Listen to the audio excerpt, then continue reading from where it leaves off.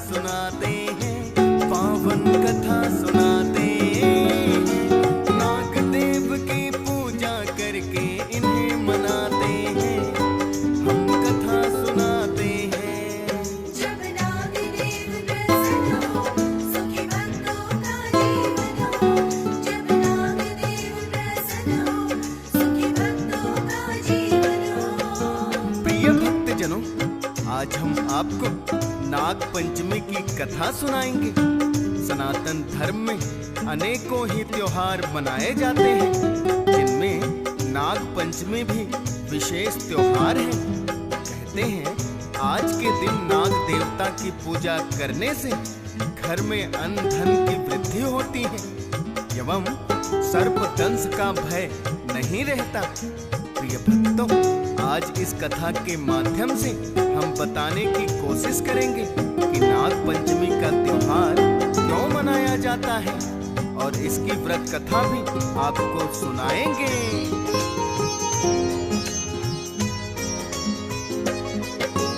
राजा दक्ष प्रजापति की थी 84 कन्याएं, जिनमें से 13 को है ऋषि कश्यप ब्याह खिलाए।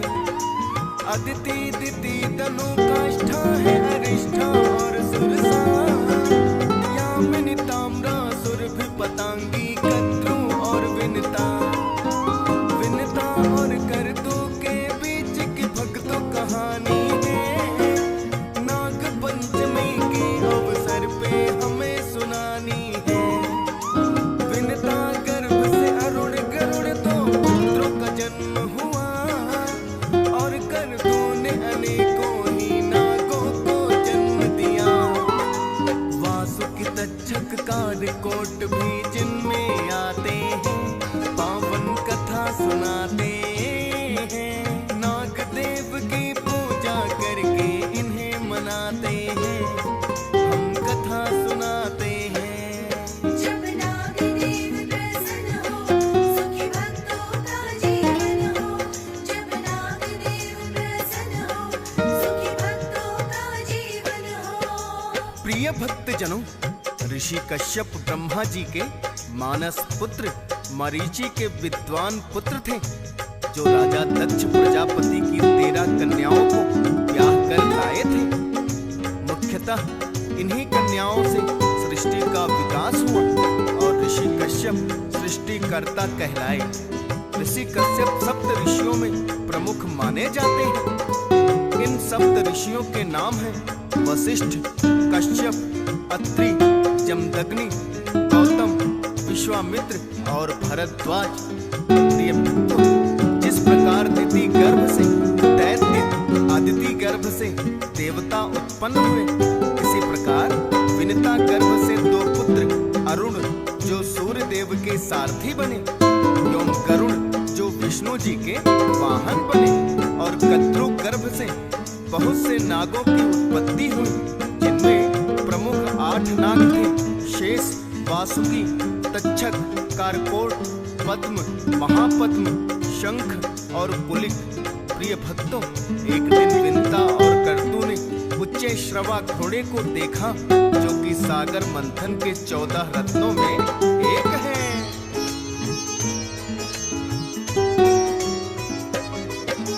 उच्चे श्रवा नामक घोड़ा जब है सामने आया, कद्रू ने जो देखा तो है विनता को बतलाया। रंग तो है श्वेत घोड़े का, पूछ है इसकी काली। विनता ने कद्रू की बात ये हंस करके टाली।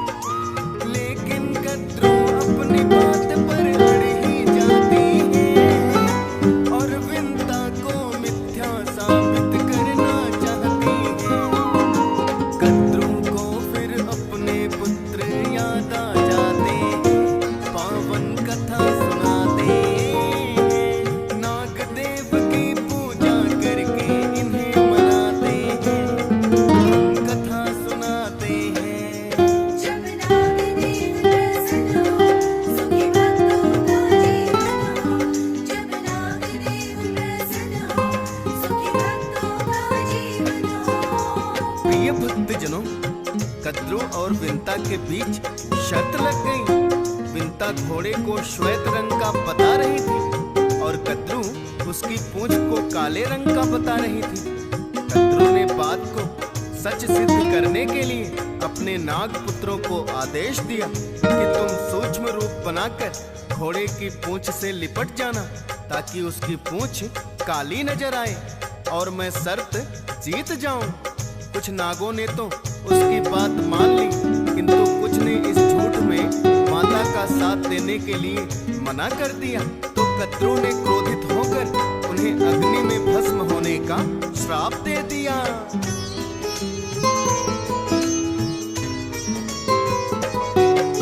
माता ने जो श्राप दिया था सच तो होना था, जिसमें भस्म ये होंगे सारे यज्ञ वो होना था।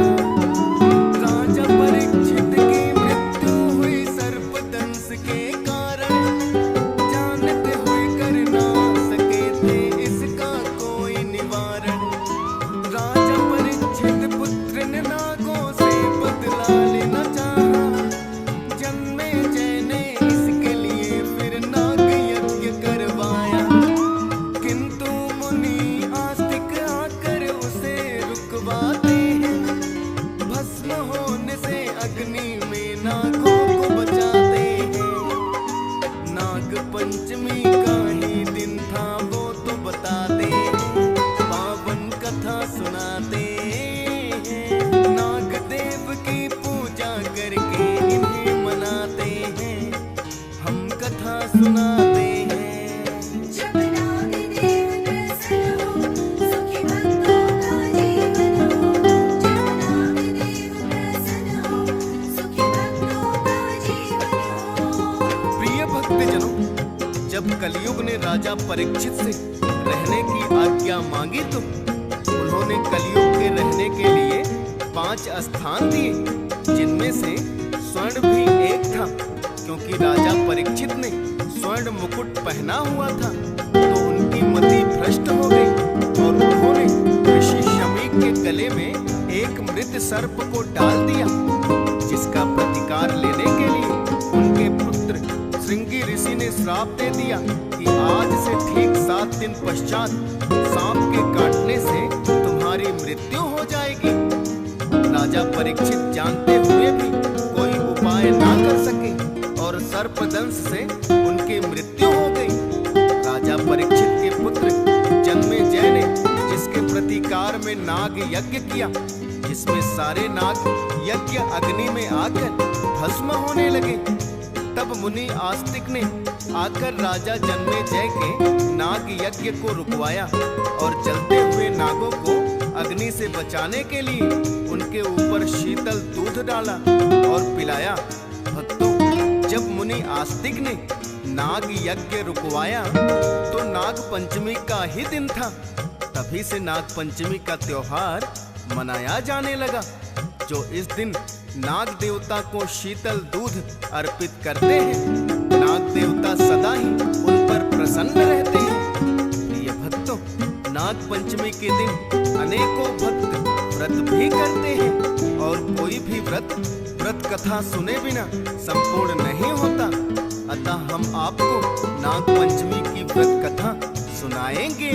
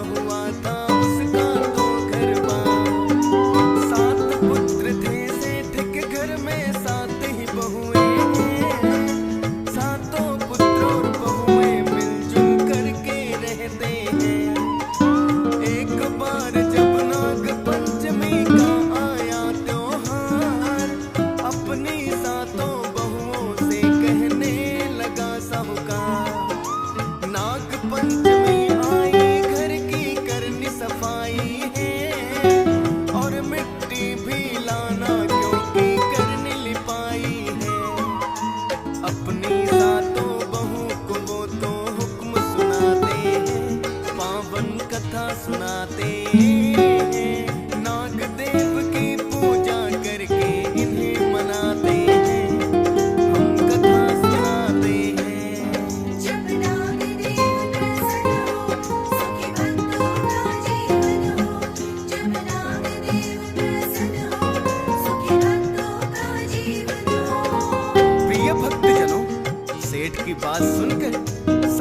बहुएं डलिया और खुरपी लेकर एक जगह से मिट्टी लाने के लिए चली जाती हैं। उन सब बहुओं में छोटी बहू सबसे समझदार थी। जब वो सभी मिट्टी खोदने लगी तो बड़ी बहू के आगे एक सर्प आ जाता है। बड़ी बहू जैसे ही उस पर खुरपी चलाने लगी तो छोटी बहू ने तुरंत हाथ पकड़ लिया और कहने लगी, ये बेचारा निर्दोष है, आप इसे मत मारो, कहीं दूसरी जगह से मिट्टी खोद लो।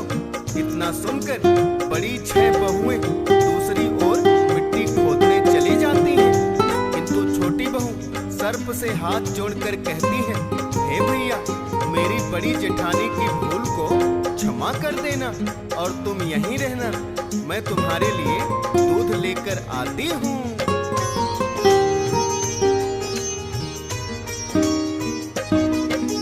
छोटी बहू ने बड़ी जेठानी से है उसे बचाया, क्योंकि उसका भाई नहीं था सर्प को भाई बनाया।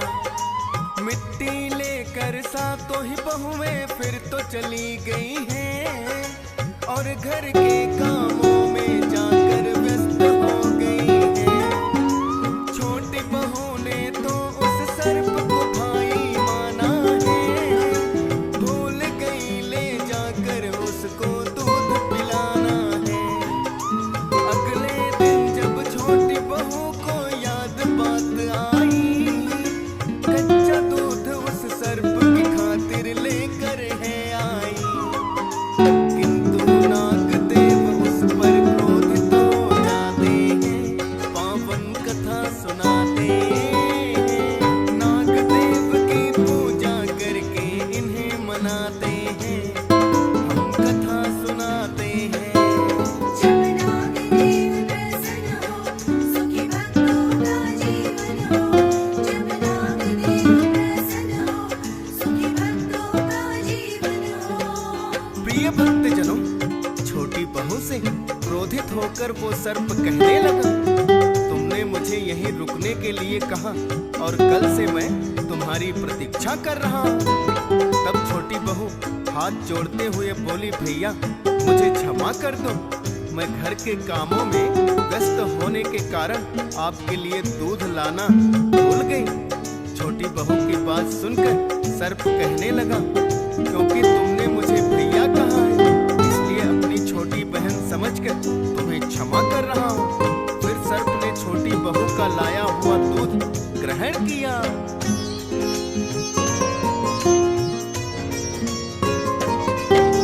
फिर तो एक दिन उसी सर्प ने मानव रूप बनाया, छोटी बहू का भाई बनकर उसके घर चलाया।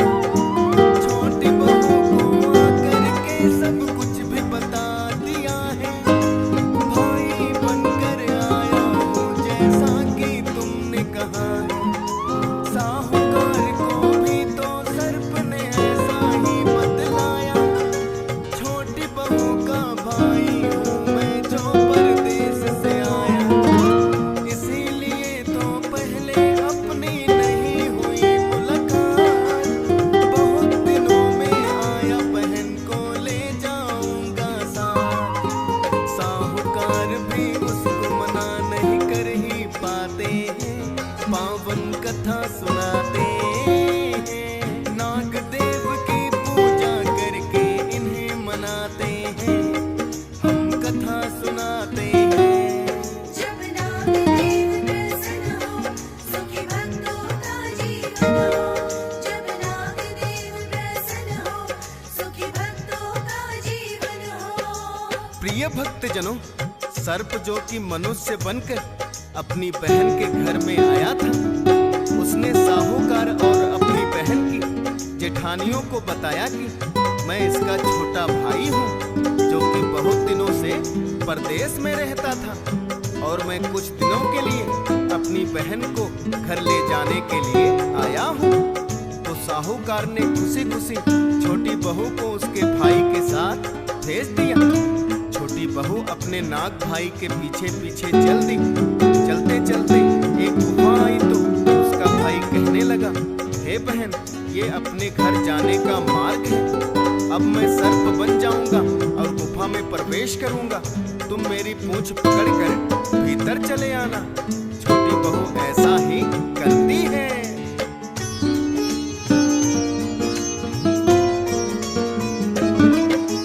अपने भाई के साथ वो तो नागलोक में आई। नागलोक की शोभा देख कर बड़ी ही हर्षाई। हीरे मोती और मणियों की चकाचौंध ऐसी आज तक नहीं सुनी थी उसने, ना ही कभी देखी। फिर उस सर्प की माता भी तो उनके पास आई है। माँ से बोला इसने मेरी जान बचाई है, इसीलिए मैं बहन मान कर नागलोक ले आया।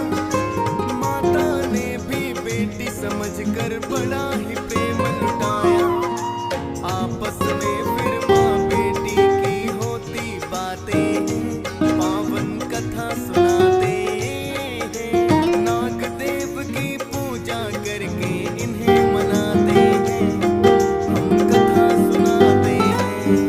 जब नागदेव प्रसन्न हो, सुखी भक्तों का जीवन हो। जब नागदेव प्रसन्न हो, सुखी भक्तों का जीवन हो। प्रिय भक्तजनों, सर्प की माता ने भी छोटी बहू को बेटी मान लिया और बड़ा ही प्यार दुलार दिया। एक दिन माता कहने लगी, बेटी मैं बाहर जा रही हूँ, तुम अपने भाई को दूध पिला देना। छोटी बहू ने कहा, ठीक है माँ, आप निश्चिंत होकर जाइए, मैं भाई को दूध पिला दूंगी। किंतु छोटी बहू ने भूल से भाई को गर्म दूध पिला दिया, जिससे उसका मुंह जल गया। जब माता आई और अपने बेटे का जला हुआ मुंह देखा तो छोटी बहू पर क्रोध करने लगी। किंतु छोटी बहू ने उसी समय प्रार्थना की, हे माता, मुझसे भूलवश ऐसा हो गया। तो उसकी माता का क्रोध शांत हुआ। कुछ दिन नागलोक रहने के पश्चात छोटी बहू ने वापस जाने की इच्छा जताई।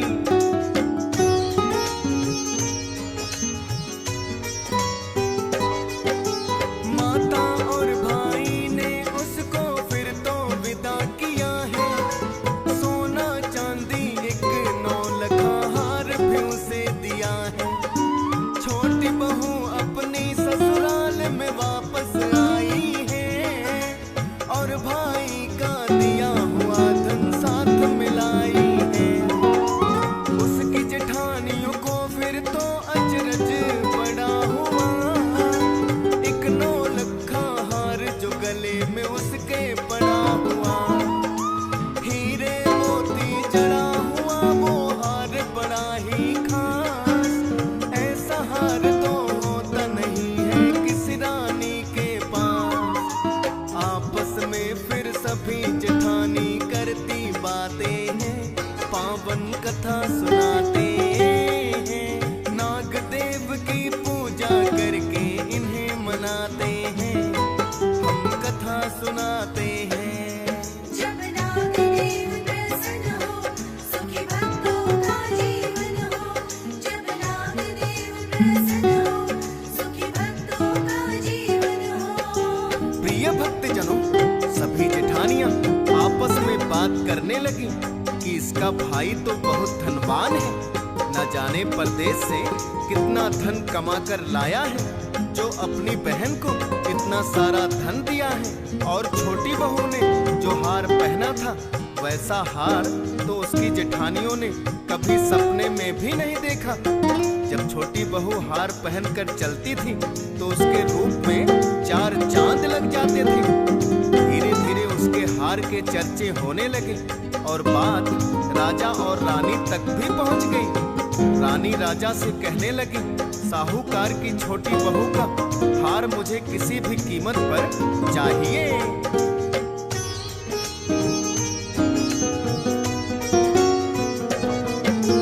राजा ने फिर सभा में साहूकार को बुलवाया। लगा पूछने छोटी बहू ने हार कहाँ से पाया। बोला साहूकार के उसके भाई ने राजा बोलो तुम्हारे की कीमत क्या है।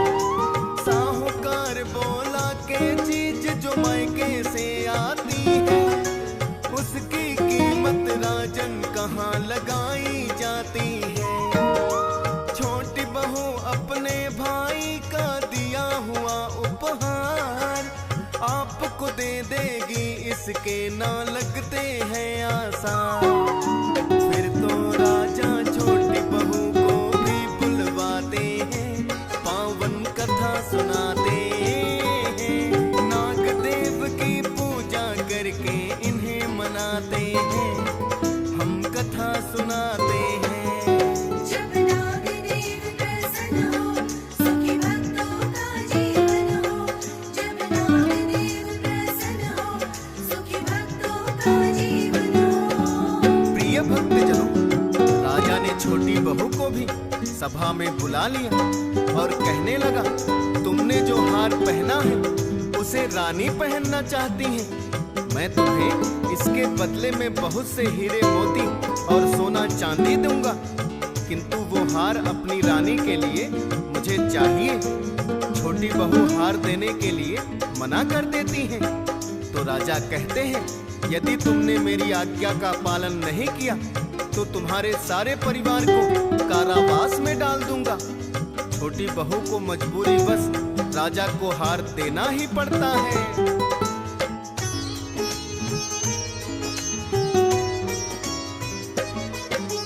हार ले लिया छोटी बहू का, हुई है बड़ी निराश, और कोई परचारा नहीं था छोटी बहू के पास।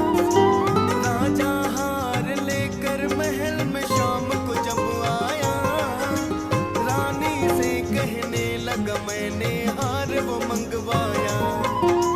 देखो इसे पहन कर कैसा तुम पर जचता है, हार बड़ा ही सुंदर है, अनमोल ये लगता है। राजा ने रानी को फिर तो हार दे दिया है, रानी ने भी अपने गले में उसको पहन लिया है। हीरे मोती सर्प नजर पर उसको आते हैं, पावन कथा सुनाते हैं। नागदेव की पूजा करके इन्हें मनाते हैं, हम कथा सुनाते हैं। जब नागदेव प्रसन्न हो, सुखी भक्तों का जीवन हो। जब नागदेव प्रसन्न हो, सुखी भक्तों का जीवन हो। प्रिय भक्तजनों, जैसे ही रानी ने हार को अपने गले में डाला, हीरे मोतियों की जगह सर्प बन गए और रानी की चीख निकल गई। राजा ने सोचा, ये कैसा जादुई हार है। उसने तुरंत ही साहूकार और छोटी बहू को बुलाया और छोटी बहू को आदेश दिया कि यह हार पहन कर दिखाओ। छोटी बहू ने हार पहना तो वही हीरे मोती जड़ा हुआ नौलखा हार दिखाई दिया। रानी ने तुरंत उसके गले से उतार कर जब स्वयं पहना तो फिर से सर्प बन गए। ये देखकर राजा छोटी बहू से कहने लगे, ये हार तुम्हारी ही अमानत है, तुम इसे ले जाओ। और पुरस्कार स्वरूप राजा ने उसे बहुत ही सारा धन दिया।